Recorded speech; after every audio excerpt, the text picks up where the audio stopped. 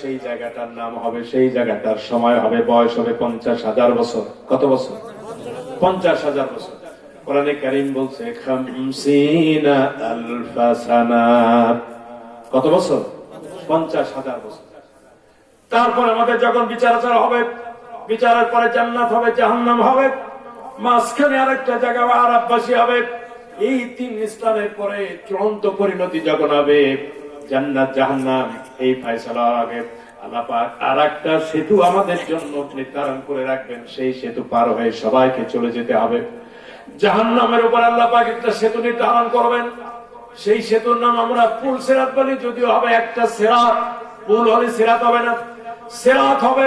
সেই সিরাতের পথটা লম্বা হবে মাত্র 30,000 বছরের রাস্তা। কত হাজার? আমাদের যে পদ্মা সেতু ঢাকায় যারা যায়, এখানে প্রায় লোক ঢাকায় গেছে। এখন আমাদের পদ্মা সেতু হয়েছে না ভাই? এই পদ্মা সেতু 4 পয়েন্ট কত জন, প্রায় 6 কিলোমিটার। এই পদ্মা নদীর উপরে প্রায় 50,000 কোটি টাকা খরচ করে, 30,000 থেকে প্রায় 40,000 কোটি টাকারও বেশি খরচ করে এই মাত্র প্রায় 6 কিলোমিটার বা 6 কিলোমিটার আশেপাশে একটা ব্রিজ করেছে। বাংলাদেশের ইতিহাসে সব থেকে বড় ব্রিজ। এরপরে মালয়েশিয়ার পেনাঙে আছে, কি বলে আপনার চীনের একটা সেতু আছে সব থেকে বেশি, যেটা 34 কিলোমিটার লম্বা। এরকম সেতু আছে পৃথিবীতে। কিন্তু সেই সেতুগুলো আপনি দ্রুতগামী যানবাহনে গেলে 1-1.5 মিনিট, 2-3 মিনিট, 5-7 মিনিট, 10 মিনিট আপনি সেতু পার হতে পারবেন। কিন্তু এই দুনিয়ার জীবন যে সফর শুরু করলেন, বিচার আচারের পরে আপনার চূড়ান্ত ডেস্টিনেশন, চূড়ান্ত জায়গা হয় জান্নাত অথবা জাহান্নাম। এই জায়গায় যেতে গেলে একটা সেতু পার হয়ে সবাইকে যেতে হবে। ঢাকায় যেতে গেলে অন্তত এই পথে যদি যান, পদ্মা সেতু বা পার হওয়া ছাড়া যাওয়া যাবে না। আপনাকে জান্নাতে যেতে গেলে এই সিরাত পার হতে হবে। সেই সিরাতের রাস্তা আছে 30,000 বছরের রাস্তা। তাহলে ওই গেল 30,000। ময়দানে মাহশরে দাঁড়াতে হবে 50,000। কত বছর হলো? 80,000 বছর। আর এই আলমে বারজাখ, এই কবরের জগতে কয় হাজার থাকতে হবে, এর কোন লিমিটেশন নাই। এও কয়েক হাজার বছর হতে পারে। অথচ আপনি মূল যে জায়গা, পরীক্ষার জায়গা, এখানে আপনার বয়স 40, 50, 60, 70, বড় জোর 100 বছর। সে 100 বছরের জন্য আপনার রাস্তায় দাঁড়িয়ে থাকতে হবে 30,000 বছর। আপনার বিচারের জন্য দাঁড়িয়ে থাকতে হবে 50,000 বছর। কোথায় আছি আমরা? কি জন্য আমরা এই সমস্ত ইসলাম বিরোধী, দিন বিরোধী, সমাজ বিরোধী, নৈতিকতা বিরোধী কাজকাম করতেছি? কোন হুঁশ আমাদের নেই। মন যা চায় তাই করতেছি। কোন আইন নেই, কানুন নেই, বিধান নেই, শরিয়ত নেই। মন যা চাচ্ছে তাই করতেছে। আমার ভাইরা, এই অবস্থা থেকে আমাদেরকে ফিরে আসতে হবে। পারবো তো ইনশাআল্লাহ? পারবো তো ইনশাআল্লাহ? ওই আল্লাহকে ভয় করে, একমাত্র ইসলামকে রক্ষা কবচ করে, শরিয়াকে রক্ষা কবচ করে জীবনে বাঁচানোর জন্য একমাত্র বিধি বিধান পথ হচ্ছে পূর্ণাঙ্গ শরিয়ার উপরে চলতে হবে। পারবো তো সবাই ইনশাআল্লাহ? শরিয়ার বাইরে যাওয়া যাবে না। কিছু এটা মানলাম, একটা গাড়ি বানালেন, অদ্ভুত গাড়ি, গরুর গাড়ির একটা চাকা লাগালেন, আর স্টিয়ারিং লাগালেন ট্রাকে, ছাদ লাগালেন কি বলে ট্রেনে, তারপরে বাম্পার বানালেন কি বলেন একটা বাসে, তারপরে সিট বানালেন একটা নসিমন করিমনের। এইরকম 8, 10, 20 প্রকার থেকে নিয়ে এলেন। এই গাড়ির নাম আপনি কি দেবেন বলেন? ও গাড়ি কি চলবে? কথা বলেন। অর্থনীতি কারো মানেন, সমাজনীতি আরেকজনে মানেন, রাজনীতি আরেকজনে মানেন, সংস্কৃতি আরেকজনের মানেন। এ মোড়লের কিছু কথা, ও মাতবরের কিছু কথা, ও বড় ভাইয়ের কিছু কথা, ও নেতার কিছু কথা, ও নেত্রীর কিছু কথা। অথচ আমার আল্লাহ বলছেন, রাসূল বলছেন, ইসলাম বলছে, কোরআন ও সুন্নাহ বলছে, এই কোরআনের বাইরে একজন মুসলমানের এক চুল পরিমাণ বাইরে যাওয়ার কোন সুযোগ নাই। আপনি নিজেকে মুসলমান যদি দাবি করবেন, ঘোষণা করেন মুসলমান, এই ঘোষণা দেওয়ার পরে, মুসলমান দাবি করবার পরে একজন মুসলমানের ইসলাম বাদে, কোরআন বাদে, সুন্নাহ বাদে চলবার কোন সুযোগ নাই। আছে কি? কথা বলেন, আছে? কিন্তু আপনি আর আমি কি তা চলি? এখনই কালকে শুক্রবার আপনার বিয়ে, আপনার পরিবারের কারো না কারো মেয়ে বিয়ে হবে।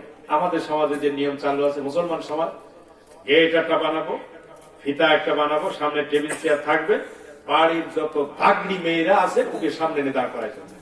আট গড়ার এটা করে না? না করে? এগুলো মাদ্রাসার পাশে তো, এখানে করে না, সব হুজুর মানুষ। আশ্চর্য কথা, একটা মুসলমান সমাজে আপনি চিন্তা করতে পারেন, বাড়ির আপনার মেয়ে, আপনার পুতনি, ভাইজি, বোন, এই ধরনের মেয়েদেরকে, এই তন্নি তরণী এই বালিকা বালেগা, এই রূপসী যৌবনা পরিপূর্ণ এই যৌবনচ্ছটা নারী, যাদের দেখলে অন্য পুরুষরা আকৃষ্ট হতে পারে, তাদের দেহের প্রতি, চেহারার প্রতি লোলুপ জিহ্বা বিস্তার করতে পারে, এটা জানার পরও ওই মেয়েদেরকে সাজিয়ে গুছিয়ে এক কালারের শাড়ি পরবে, ব্লাউজ পরবে, কি বলে আরো কি কি আছে এটা পরবে, মাথা খালি, প্যাট পিট খালি, বিভিন্ন রকম এক ড্রেস আপ করে তারা ওই গেটে দাঁড়াবে। আর ওই 10-20 কিলোমিটার দূর থেকে বিয়ে করতে আসছে সেই ছেলেরা আসবে, এসে এবার এদের সাথে রং মাখামাখি, কি মাখামাখি নানান তাল করবে, জব সল করবে। আর উনি বাড়ির মেয়ে আল্লাহ হাজির সাহেব, হাজির রুমাল মাথায় দিয়ে উনি বাড়ি বসে আছে। কি ঠিক না কথা? ঠিক না? আশ্চর্য কথা। ওনার মেয়ে সামনে বাইর করে দিতেছে আর উনি হাজির সাহেব তসবিহ নিয়ে উনি বসে আছে, জিকির আজকার করতেছে, ফানাফিলা করতেছে। এসব ফাজলামি বন্ধ করতে হবে। ইসলামের নামে এই যে ভণ্ডামি, সামাজিক রাজের নামে দীর্ঘদিন ধরে আমাদের দেশে হিন্দু আনি এই সংস্কৃতি চলছে একজন মুসলমানের পরিবারে। এটা কি করে আনা হয়? বছরে বছর চলতেছে। আমি আমার পরিবারে, আমার আত্মীয়ের ভিতরে আমি প্রথম বলতে যে আমি একা বোকা হয়ে গেছি। বলে হুজুর, বলে ভাই, বা কেউ বলে হুজুর, আরে এই আজকে একটা আনন্দের দিন, এসব তোমরা হুজুর মানুষ এত বাড়াবাড়ি করে একটু করুক না, সেলিব্রিটি মানুষটা আনন্দ করতে করতে, কি বলেন এরকম? এত মশলা মশাল করে না, কালকে কি করা করতেছে, একদিন একটু করবে। আচ্ছা চিন্তা করেন, একদিন একটু করবে, এটা কোনো সমস্যা না। আচ্ছা একদিনের নাই, একবারের জন্য 1 বোতল বল, 1 বোতল বিষ, তা আপনি মাত্র 1 ডোজ খাবেন, কোনো সমস্যা? কি কথা বলেন? কোন সমস্যা আপনার? কিছু করে হাসপাতালে যাওয়া লাগবে? কেন যাবেন? আপনি তো একবারের জন্য মাত্র খাইছেন, সমস্যাটা কি? কি কথা বলেন? আমার ফতোয়া দেন। আশ্চর্য কথা। বলে একদিনের জন্য একটু সমস্যা, সেলিব্রিটি করতেছে, তোমরা শুধু বাড়াবাড়ি করো, হুজুর মানো, এখন যাও তোমরা ওদিক যাও, ওরা একটু করবে। আশ্চর্য কথা। এটা করা যাবে ভাই? এগুলো থেকে বেরিয়ে আমি একটা উদাহরণ দিলাম। দেখেন আমরা ইসলাম কোথায় আর আমরা আছি। আবার আমি নিজেকে মুসলমান দাবি করছি। এই মসজিদের বড় মহতামে, এই মসজিদের সভাপতি, ওই মসজিদের সভাপতি, মাদ্রাসা সভাপতি, মাদ্রাসা তৈরি করেছে। কি হবে তোমার এই মসজিদ মাদ্রাসা?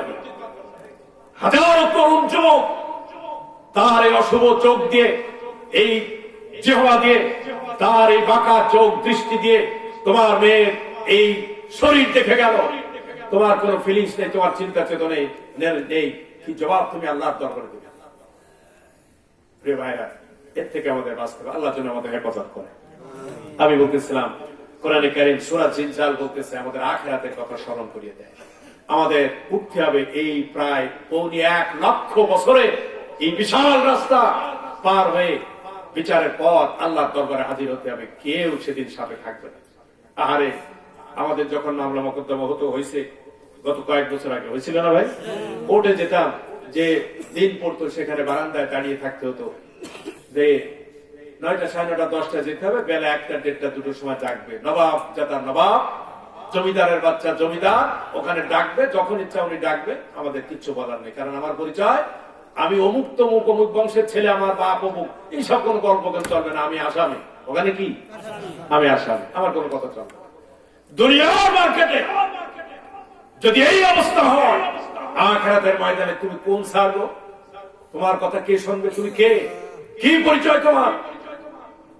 দাঁড়িয়ে থাকতে হবে 1 দিন 2 দিন নয়, 50,000 বছর বিচারের অপেক্ষায় তোমাকে আমাকে দাঁড়ায় থাকতে হবে।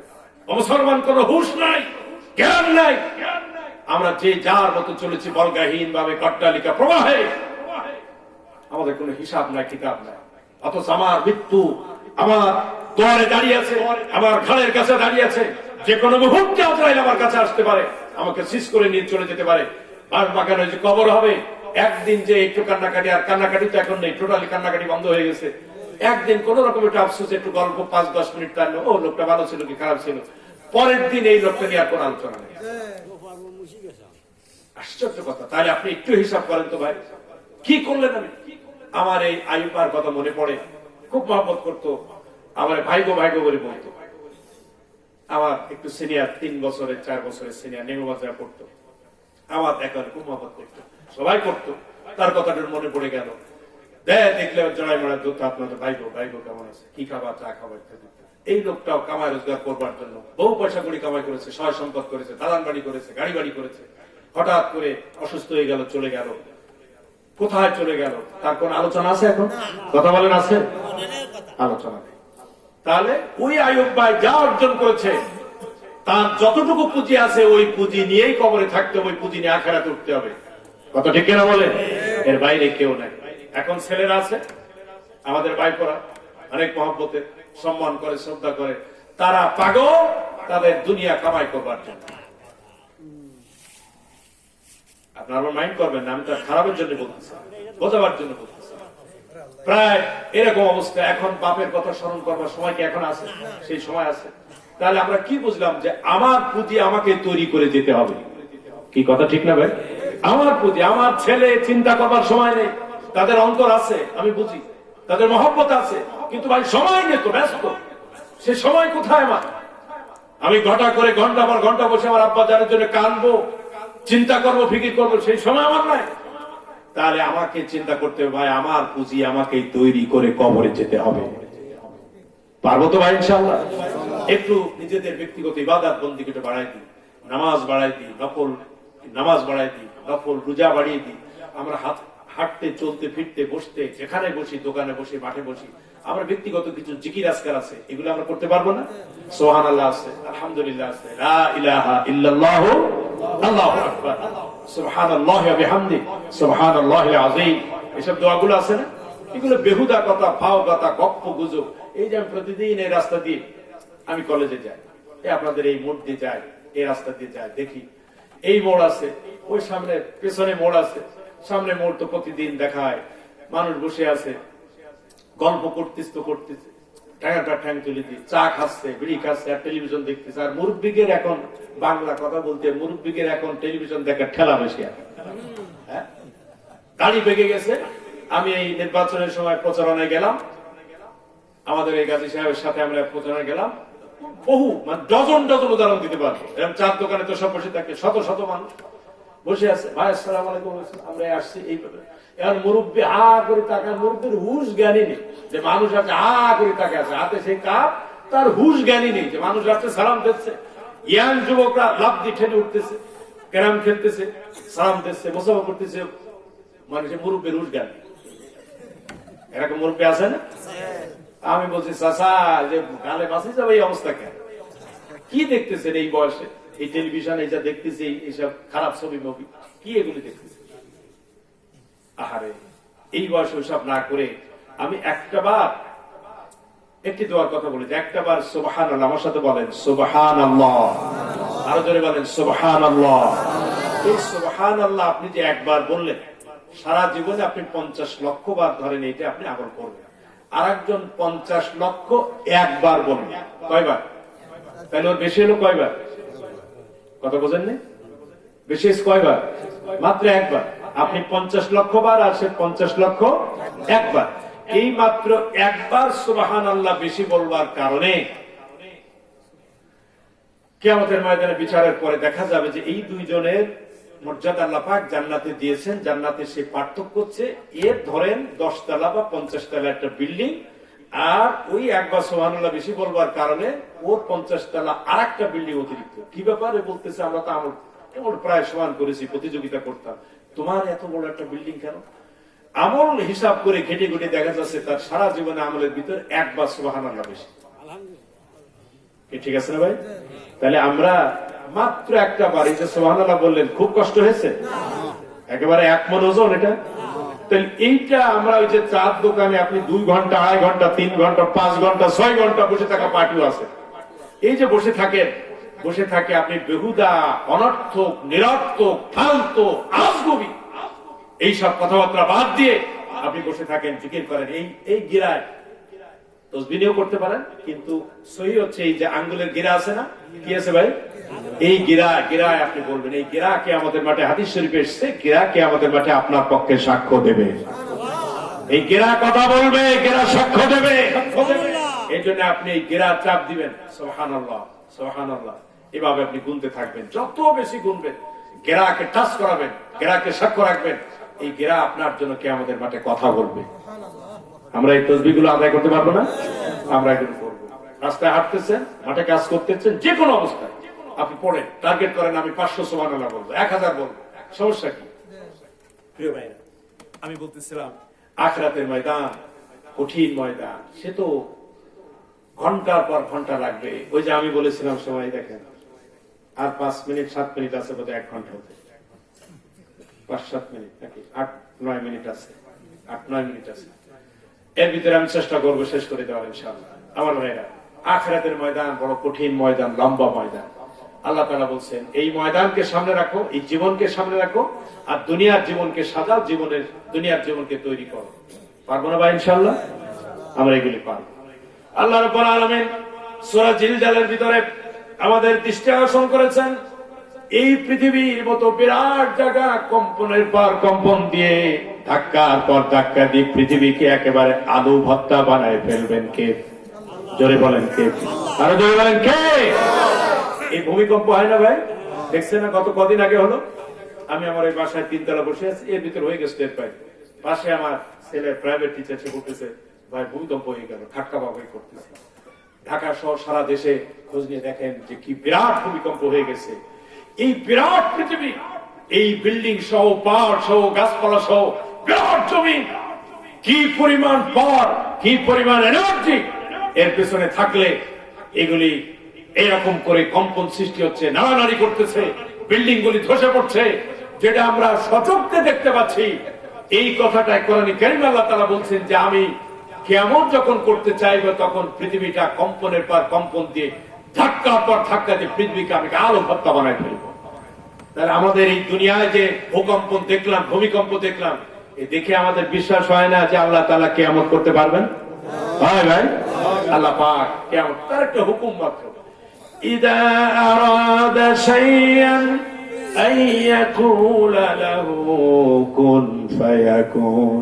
সূরা ইয়াসিনের ভিতরে আল্লাহ তাআলা বলেন, যখন আল্লাহ পাক নির্দেশ করেন কোন কিছু সৃষ্টি করবার চিন্তা করেন, ইচ্ছা করেন, কোন কিছু আল্লাহ পাক করতে চান, তার যখন ইচ্ছা হয়, মানসা হয়, আল্লাহ পাক তখন কেবলমাত্র বলেন কাপ নুন পেশ কুন, হয়ে যাও। আল্লাহ পাক শুধুমাত্র এইটুকু বলেন, আর সঙ্গে সঙ্গে দেনেন দেয়ার সেটা পরিণত হয়ে যায়, ফায়াকুন, সেটা কার্যে পরিণত হয়ে যায়। আল্লাহ পাকের ওই বিরাট সেনাবাহিনী ডাকার দরকার হয় না, তিনি বলেন হ, আর অমনি হয়ে যায়। প্রিয় বন্ধুগণ আমার, এইভাবে যখন ধাক্কা দিবেন আল্লাহ রাব্বুল আলামিন, এই ধাক্কা দেওয়ার পরে পৃথিবী আলো ওলট পালট হয়ে যাবে। পৃথিবীর ভিতরে যা আছে সবগুলো একেবারে এবড়ো থেবড়ো হয়ে যাবে। পাহাড়গুলি, পর্বতগুলি, পানিগুলি, গাছপালাগুলি সব শেষ হয়ে যাবে। আর পৃথিবীর ভিতরে যখন এরকম কম্পন হবে, ধাক্কার পর ধাক্কা দেওয়া হবে পৃথিবীর অভ্যন্তরে, এর ভিতরে আর পৃথিবীর পেটের ভিতরে অনেক আছে, অনেক কিছু আছে, বস্তু আছে। এর ভিতরে গ্যাস আছে, এর ভিতরে লোহা আছে, এর ভিতরে খনিজ দ্রব্য পদার্থ আছে, এর ভিতরে সোনার উপর চাঁদি আছে, এর ভিতরে পাথর আছে, এর ভিতরে কয়লা আছে, আছে না? এসব মাটি খনন করে এগুলো বের করে, এই যা কিছু আছে সবগুলি প্রচন্ড ধাক্কার কারণে পৃথিবী এগুলি বের করে দিবে। পৃথিবী যখন বের করে দিবে তখন অকাল আল ইনসান মা লাহা, মানুষগণ তখন বলবে এর কি হলো, এরকম কেন করতেছে, এরকম কি হলো? তখন তার জবাবে আল্লাহ পাক জবাব দিচ্ছেন, ইয়াউমা ইদিন তুহাদ্দিসু আখবারাহা। আল্লাহ পাক বলেন সেদিন পৃথিবী তার সব বৃত্তান্ত খুলে খুলে বলে দেবে। কেমন করে মজার জিনিস কেমন করে বলবে? আল্লাহ রাব্বুল আলামিন কোরআনে কারীমের আয়াতের ভিতরে বললেন পৃথিবী তার বৃত্তান্ত, তার কাহিনী, তার ঘটনা, তার কিসসা সব বর্ণনা করবে। তার মানে পৃথিবী মানে হলো মাটি। এই মাটি সেদিন কি করে কথা বলবে? আমার ভাইয়েরা, রাব্বুল আলামিন কোরআনে কারীমে সূরা ইয়াসিনের ভিতরে আল্লাহ পাক পরিষ্কার বলেছেন, আল ইয়াউমা নাখতিমু আলা আফওয়াহিহিম ওয়া তুকাল্লিমুনা আইদিহিম ওয়া তাশহাদু আরজুলুহুম বিমা কানু ইয়াকসিবুন। সুবহানাল্লাহ। রাব্বুল আলামিন বলেন কিয়ামতের মাঠে কোন বান্দাকে যখন আল্লাহ পাক বিচারের জন্য হাজির করবেন, লাখো কোটি বিলিয়ন বিলিয়ন কোটি বান্দা বান্দি, মানব মানবী কিয়ামতের মাঠে দাঁড়ায় যাবে। কারোর গায়ে কাপড় নেই, চোপড় নেই, নিরাবরণ অবস্থা, ল্যাংটা অবস্থা, অলঙ্গ অবস্থায় মানুষগুলো দাঁড়ায় যাবে। আরে মানুষের গায়ে কাপড় নেই, চোপড় নেই। মায়ের পেট থেকে আমরা যখন পৃথিবীতে এসেছিলাম অলঙ্গ অবস্থায়, নিরাবরণ অবস্থায়, জন্মদিনের পোশাক বলে আমাদের পরনে কোনো কিছুই ছিল না, ছিল ভাই? ওই অবস্থা আল্লাহ রাব্বুল আলামিন সব বান্দা বান্দীদেরকে যখন তুলবেন, এমনকি পায়ে চপ্পল নেই, স্যান্ডেল নেই, শু নেই, মাথার উপরে কোনো সামিয়ানা নেই, ছায়া নেই, ছাতা নেই, চাটিয়াল ময়দান, বিরাট এই ময়দানে মাহশর কত বড় হবে আল্লাহ রাব্বুল আলামিন জানেন। গোটা দুনিয়ার সব মানুষকে আল্লাহ পাক একত্রিত করবেন এই ময়দানে। পৃথিবীর কোন মানুষের এই সক্ষমতা হবে না, এই ময়দান থেকে সে বেগে যাবে, পালায় যাবে। আল্লাহ পাক সকলকে একত্রিত করবেন, সবাই দাঁড়িয়ে যাবে। কে কালা, কে ধলা, কে ছোট, কে বড়, কে শিক্ষিত, অশিক্ষিত, কে আলেম, নন আলেম, কে কি বলে নেতা, নেত্রী, কোনো কিছু পার্থক্য থাকবে না। যে যেখানে জায়গা পাবে সেখানে দাঁড়িয়ে যাবে, আর মুখটা আকাশের দিকে থাকবে। আল্লাহ রাব্বুল আলামিন যখন ময়দানে মাহশরে এই কিয়ামতের ময়দানে আদালত কায়েম করবেন, এই চরম পরিস্থিতির কথা হাদিস শরীফে আল্লাহর হাবিব বয়ান করেছেন। শুনলে মাথায় কি বলে, চোখে পানি এসে যাবে। আর এই পরিস্থিতি আমাদের সবাইকে মোকাবেলা করতে হবে। এই পরিস্থিতির মুখোমুখি আমাদের সবাইকে হওয়া লাগবে, লাগবে কিনা বলেন? সবাই হওয়া লাগবে, সে যেই হোক, যত ক্ষমতাধর হোক, যত বড় আলিম হোক, সবাইকে এই ময়দানে দাঁড়াতে হবে। চিন্তা করতে পারেন, আমাদের কারো গায়ে কাপড় চোপড় থাকবে না, নিরাম হরফ, উলঙ্গ ল্যাংটা। মা আয়েশা রাদিয়াল্লাহু তাআলা আল্লাহর হাবিব যখন এই কাহিনী বর্ণনা করলেন, মা আয়েশা জিজ্ঞেস করেছেন, ইয়া রাসূলুল্লাহ, ইয়া হাবিবাল্লাহ, কি বললেন আপনি ময়দানে মাহশরে এই কোটি কোটি মানুষের ভিতরে আমরা কি করে অবস্থা, উলঙ্গ অবস্থা উঠবো? আল্লাহর হাবিব বলেছেন, আয়েশা রে, ওই জমিনটা, জায়গাটা এমন হবে, তোমার টেনশন করবার, দুশ্চিন্তা করবার কিছু নেই। তুমি মনে করতে পারো তুমি নারী মানুষ, আরেকজন সম্মানী মানুষ, কি করে উলঙ্গ থাকবে, একজন আরেকজনের লজ্জাস্থান দেখবে। আল্লাহর হাবিব বলেন, এইরকম মানসিকতা, টেন্ডেন্সি কোন মানুষের, কোন বান্দা বান্দিরই থাকবে না। এত বড় মহা বিপদ প্রত্যেকের সামনে আসবে, কারণ আমার জীবনের মামলার চূড়ান্ত বিচার এখন হতে যাবে। ওই মামলার রায় যদি আল্লাহ না করুন জাহান্নাম হয়ে যায়, ওই আল্লাহ পাকের আদালত থেকে বাঁচাবার জন্য কোন উকিল ওই ময়দানে মাহশরে আর পাওয়া যাবে না। ওই দিনের বিচারক কে হবেন ভাই? বলেন কে? আর কেউ থাকবে? কোন উকিল 50,000 50 লাখ টাকা দিয়েও কোন উকিল আপনি ভাড়া করতে পারবেন না আল্লাহর আদালতে। একজন মাত্র উকিল আল্লাহর পক্ষ থেকে নির্ধারিত থাকবেন, যাকে দুনিয়ার ভাষায় বলা হয় অ্যাটর্নি জেনারেল। তিনি আল্লাহর পক্ষ থেকে, এই বান্দা বান্দীদের পক্ষ থেকে তিনি কথা বলবার জন্য পারমিটেড, অনুমোদিত হবেন। তিনি আপনার আমার বিশ্বনবী মুহাম্মদুর রাসূলুল্লাহ সাল্লাল্লাহু আলাইহি ওয়াসাল্লাম, তিনি আপনার আমার পক্ষে কথা বলবেন। সেই নবীর কথা আমাদের মনে থাকে না, সে নবীর কথা আমরা ভুলে যাই, সে নবীর কথা আমাদের মনে থাকে না। আমার ভাইরা, কোরআনে কারীমের ভিতরে আল্লাহ রাব্বুল আলামিন ওই ময়দানের চিত্র কেমন হবে, ভয়াবহতা কেমন হবে, বহু আয়াতে, বহু সূরায় আল্লাহ পাক বয়ান করেছেন। রাব্বুল আলামিন কোরআনে কারীমে সূরা মুমিনের ভিতরে আল্লাহ পাক বলছেন, ইয়াউমা হুম বারিসুন লা ইয়াখফা আলাল্লাহি মিনহুম শাই লিমানিল মুলকুল ইয়াউম লিল্লাহিল ওয়াহিদিল কাহ্হার। সুবহানাল্লাহ। আল্লাহ রাব্বুল আলামিন বলেন, ইয়াউমা হুম বারিসুন, যেদিন মানুষগুলো এইভাবে নিরাবরণ হয়ে উঠবে, খোলা খাতনাবিহীন অবস্থা আল্লাহর দরবার উঠবে। লা ইয়াখফা আলাল্লাহি মিনহুম শাই, আল্লাহর দরবারে সেদিন কোনো কিছুই গোপন থাকবে না, সব প্রকাশিত হয়ে যাবে। এই দিন কি হবে আল্লাহ পাক সেদিনকে চিত্র বলছেন, লিমানিল মুলকুল ইয়াউম, আল্লাহ পাক সেদিনটিকে জিজ্ঞেস করবেন, ও বান্দা বান্দেরা, ময়দানে মাহশরের দিকে তাকায় বলবেন, আজকের এই দিনে রাজত্ব মাতবারি কার? কার? আল্লাহ পাক আপনাদের জবাবের অপেক্ষা না, আল্লাহ পাক নিজে প্রশ্ন করে নিজে আবার জবাব দিচ্ছেন, লিল্লাহিল ওয়াহিদিল কাহ্হার। সুবহানাল্লাহ, লিল্লাহিল ওয়াহিদিল কাহ্হার। সেই কিয়ামতের ময়দানে একচ্ছত্র মালিকানা, রাজাদের রাজ, সম্রাটের সম্রাট, প্রভুত্ব, কর্তৃত্ব, মালিকানা একমাত্র আল্লাহ রাব্বুল আলামিনের থাকবে। সেদিন ডোনাল্ড ট্রাম্পের খুঁজে পাওয়া যাবে না, নরেন্দ্র মোদী বাবুরও খুঁজে পাওয়া যাবে না। আমাদের দেশে যারা নেতা নেত্রী আছে, হ্যান করেঙ্গা ত্যান করেঙ্গা, লাঠি কাঙ্গার মুগুর হরেঙ্গা, এই যে মাতবাড়ি করেন, একটারও সেদিন খুঁজে পাওয়া, কথা বলেন, যাবে? নিজের নিয়ে ব্যস্ত থাকবে। কোথায় মেয়ে, কোথায় মা, কোথায় বউ, কোথায় বাবা, কোথায় প্রজাপতি, কোথায় হারিয়ে যাবে আর কোন হিসাব নেই, কিতাব নেই। সবাই বলবে আলাতাস আলাতাস, ইয়া নফসি ইয়া নফসি, আমাকে বাঁচাও আমাকে বাঁচাও। কেউ কারো সেদিন চিনবে না। এই পরিস্থিতি আসবে না ভাই? এই পরিস্থিতি আসবে। সেই পরিস্থিতি যে আসবে, আমরা ওয়াজ বয়ানে কোরআন হাদিস শুনি, এই পরিস্থিতি থেকে বাঁচবার জন্য, উত্তরণের জন্য আমাদের কি প্রস্তুতি আছে, কি আমল আছে বল? ওই আমাদের সবার ভাবে এরকম, দেখবেন তখন যায় একটা হবে, এরকম একটা ভাব আমরা বলি না, কি হবে তখন? বলে কি হবে তখন? আপনার এখন এই মুহূর্তে আপনাকে প্রস্তুতি নিতে হবে।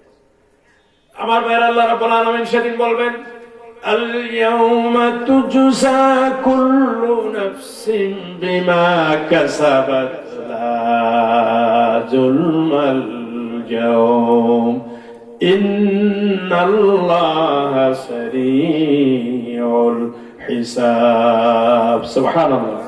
আল্লাহ পাক বলেন, ও ময়দানে মাহশরে মানুষেরা, বান্দা বান্দিরা, দুনিয়ার জীবনে তোমাদের পাড়ার লোকেরা, পাড়ার লোকেরা উপরে জুলুম করেছে। এমনকি পরিবারে এক ভাই আর এক ভাইয়ের উপরে জুলুম করে, যার একটু মাতবাড়ি আছে, মাস্তানি আছে, দল করে নেতা, সে ছোট ভাই মেজে ভাই যে আছে, একটু অপেক্ষাকৃত দুর্বল ভদ্র মানুষ, ওর জমি ফাঁকি পোকা দিয়ে দেয়। আছে না এরকম?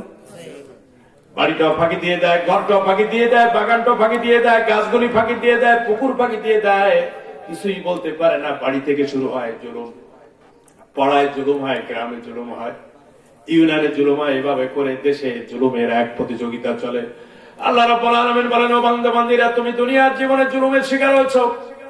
যে ক্ষমতাবান, ক্ষমতাসীন দলের লোক, নেতা নেত্রীরা তোমার উপরে জুলুম করেছে, আমি রব্বুল আলামিন এই কিয়ামতের মাঠে তোমার উপরে কোনো জুলুম করব না।